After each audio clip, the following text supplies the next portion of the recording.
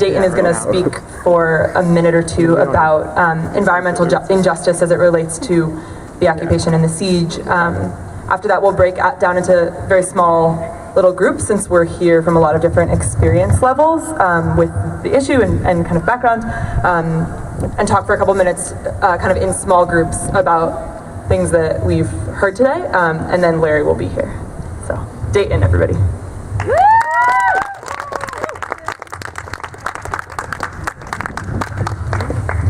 Hello, everybody. I guess like Joaquin, it was only about a year and a half ago that I really began to delve into this specific issue. And before then, as well as since then, I'd been involved in a fair bit of environmental activism.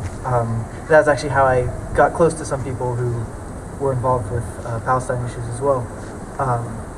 And then kind of relatively recently, a month or so ago, I sort of took it upon myself to kind of see, as we've talked about, a lot of these injustices tend to be related once you look closer, and I thought, well, how's this going to be related? And I was pretty surprised to see the level of the environmental injustice of the occupation.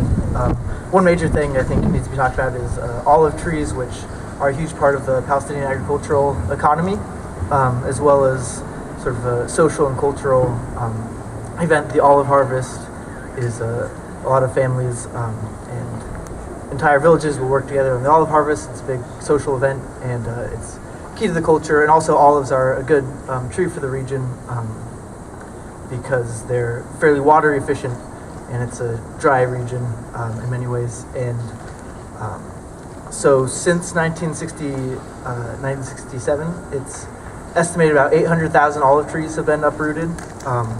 Some of these to make way for settlements, some of them just as vigilante terrorist attacks from settlers who want to damage the Palestinian economy.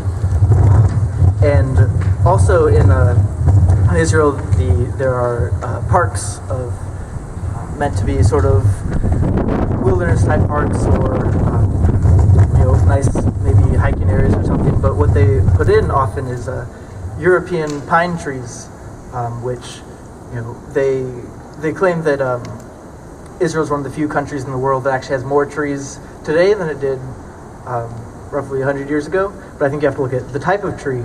These pine trees not only require much more water than you would want for a tree in that particular region, but they're also meant to displace the olive tree, displace the culture, and create more European feel, and sort of erase the fact that they're often built on former Palestinian villages, and it's really kind of implementation of Europe onto an area of the land.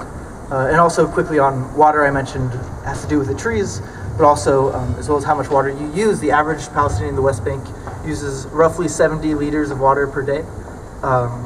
Some areas it's as low as 20.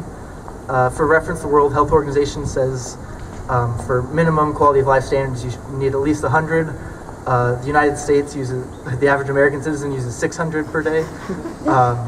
And where a lot of this water is going is to the settler communities that are often sort of on a hilltop near these communities, who actually, some reports say that they actually have to pay far less, sometimes 11 times less for their water supplies.